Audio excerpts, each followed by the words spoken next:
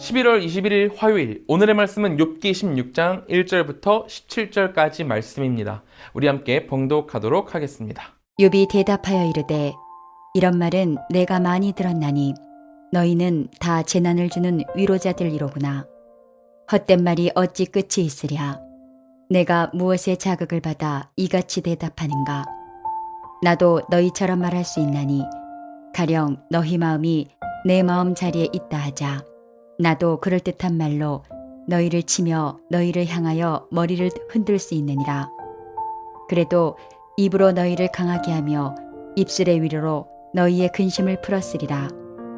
내가 말하여도 내 근심이 풀리지 아니하고 잠잠하여도 내 아픔이 줄어들지 않으리라. 이제 주께서 나를 피로하게 하시고 나의 온 집안을 패망하게 하셨나이다. 주께서 나를 시들게 하셨으니 이는 나를 향하여 증거를 삼으심이라.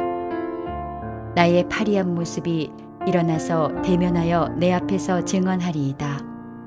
그는 진노하사 나를 찢고 적대시하시며 나를 향하여 이를 갈고 원수가 되어 날카로운 눈초리로 나를 보시고 무리들은 나를 향하여 입을 크게 벌리며 나를 모욕하여 뺨을 치며 함께 모여 나를 대적하는구나.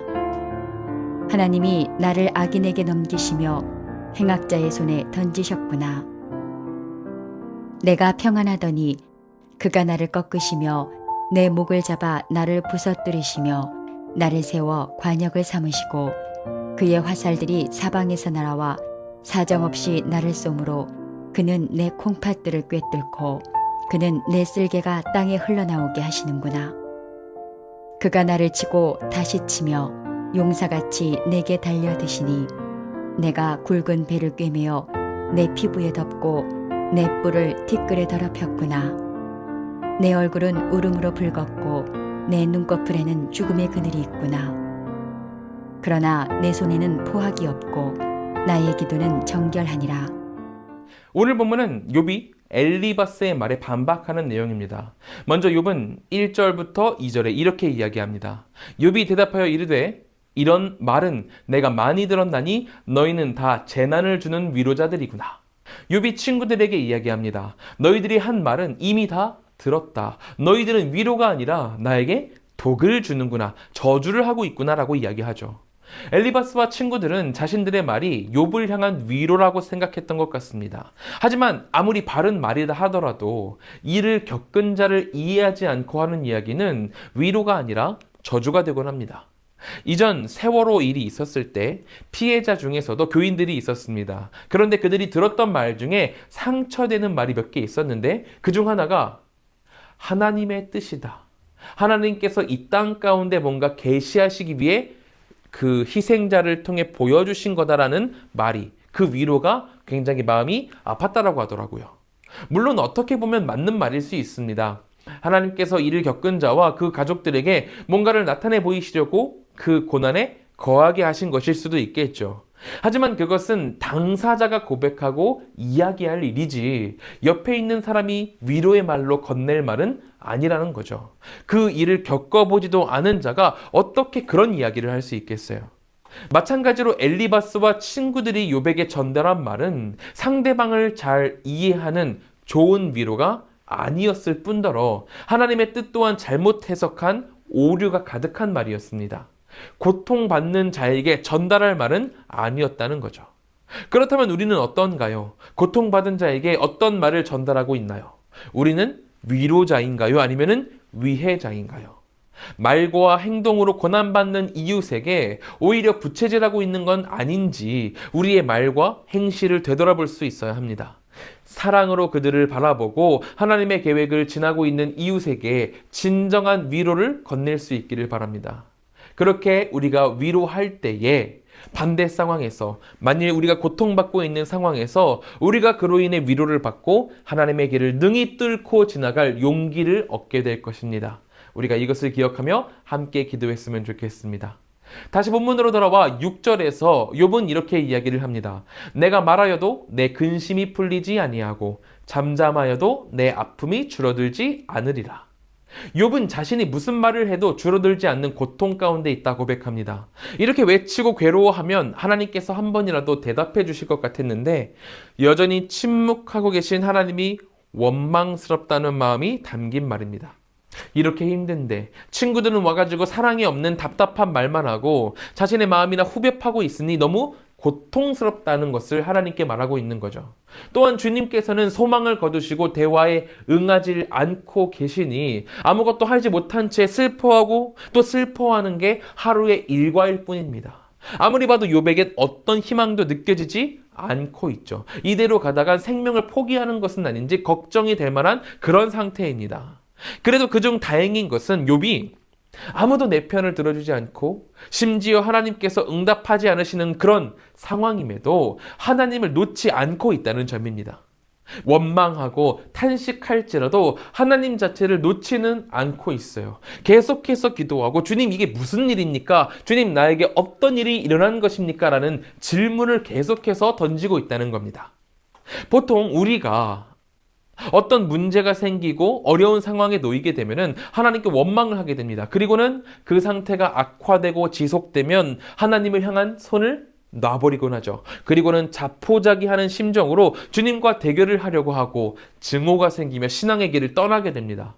하지만 욥은 그런 길을 택하지 않았어요. 이렇게 원망하고 탄식을 할지라도 욥은 하나님께 나아가서 주님께만 답을 얻으려 했습니다. 지금 내 상황은 너무나 나쁘고 답을 구하여도 답이 내려오지 않지만 그럼에도 불구하고 욥기 42장 내내 그가 매달리는 것은 우리 주 하나님이십니다. 제가 스스로 생각했을 때 제가 욥과 같은 일을 겪었다면 어땠을까 생각해 본다면 저는 절대로 욥과 같이 하지 못했을 것 같아요. 그럼에도 주님을 붙들고 있는 욥의 믿음이 얼마나 대단한지 나와 비교해 봤을 때 우리는 알 수 있잖아요. 그러므로 여러분 원망하고 탄식할지라도 하나님을 떠나지 말고 끊임없이 주님 앞으로 나아갈 수 있기를 바랍니다. 우리 그리스도인이 삶을 살아가는 데 있어서 참 중요한 부분은 바로 이 부분이에요. 내 상황이 어떨지라도 하나님이 내 주인 되시며 나를 이끄시고 내 인생 전체의 방향을 고쳐주실 유일한 분이라는 믿음과 끈질김이 있어야 한다는 거죠. 욥은 오늘 본문 16절, 17절을 통해 이렇게 간구합니다. 내 얼굴은 울음으로 붉혔고 내 눈꺼풀에는 죽음의 그늘이 있구나. 그러나 내 손에는 포악이 없고 나의 기도는 정결하니라. 내 눈앞에 죽음의 그늘이 드리울 정도로 죽음이 나한테 가깝지만 그럼에도 불구하고 정결한 기도와 선으로 하나님 앞으로 나아가겠다는 고백입니다. 지금 내가 겪고 있는 수많은 고난이 하나님께서 행하신 것일지라도 하나님이 나를 관역으로 삼아서 사정없이 화를 쏘시는 것처럼 느껴질지라도 제가 나 욥이 도망가지 않고 인내하며 하나님께 기도하겠습니다라는 고백이 담겨 있는 거죠. 납득하기 어려운 상황이지만 주님을 놓지 않겠다는 결단이 느껴지고 있는 겁니다. 여러분 우리 인내하시기 바랍니다. 소망하시기 바랍니다. 우리의 상황이 좋지 않더라도 그것은 하나님이 우리를 미워해서 그러시는 거에 아닙니다. 주님은 사랑으로 우리를 여전히 지켜보고 계시며 무엇인가를 더 깨닫게 하시기 위해서 아니면 약간의 훈계를 주시기 위해서 우리를 고통 가운데 거하도록 잠시 허락하실 뿐입니다.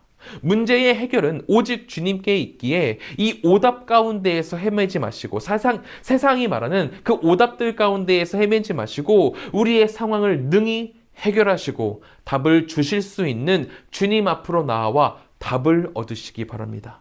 우리가 그렇게 주님께 매달릴 때 주님은 늦지 않게 우리를 찾아오셔서 답을 주시고 위로하시며 힘을 주실 것입니다. 이 놀라운 능력을 베푸시는 우리에게 놀라운 은혜를 베푸시는 하나님을 기대하며 기도하는 우리 모든 성도님들 되시기를 축원합니다. 우리 함께 기도하도록 하겠습니다. 우리 이 시간 같이 기도하실 때에는 첫째로 우리의 상황을 능히 해결하시고 답을 주실 수 있는 주님 앞으로 나와 답을 얻는 우리가 되도록 기도하길 바랍니다. 둘째로는 한국과 세계를 위해서 기도하겠습니다. 사회, 경제, 문화, 정치, 전쟁 이 모든 것 가운데 주님의 회복이 임하길 기도하길 소망합니다. 셋째로는 인도의 이윤식, 이춘경 선교사님을 위해서 기도하겠습니다. 델리 지역에서의 센터 건립이 순차적으로 이루어질 수 있도록 기도해 주시고 선교사들과 사역자들이 북인도 지역의 핍박 속에서도 담대한 신앙으로 나아갈 수 있도록 기도해 주시기 바랍니다.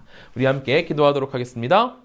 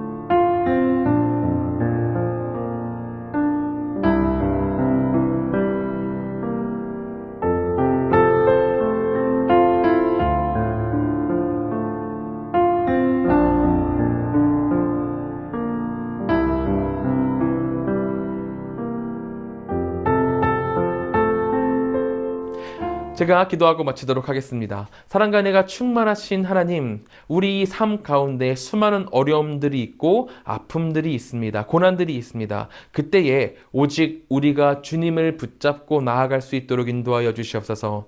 우리 인생의 답은 오직 주님께 있기에 답을 주실 수 있는 주님 앞으로 나아가 인내하고 소망하며 답을 얻을 수 있도록 우리를 인도하여 주시옵소서. 인도의 이윤식 이춘경 선교사님 계십니다. 두 분 사역 가운데 주님 함께 하셔서 인도가 속히 주님의 품으로 돌아올 수 있도록 주여 붙들어 주시옵소서. 우리 성도님들 이제 삶으로 나아갑니다. 그 모든 삶 가운데에 주님의 지침과 가르침이 있길 소망하오니 하나님 우리와 함께하여 주시옵소서. 하나님께서 인도하셔서 큰 복을 내려주시고 은총으로 하나님께서 복의 복을 더하여 주시옵소서. 형통하도록 우리 성도님들을 인도하여 주시옵소서. 주께서 언제나 함께 하실 것을 믿으며 예수님의 이름으로 기도드립니다. 아멘.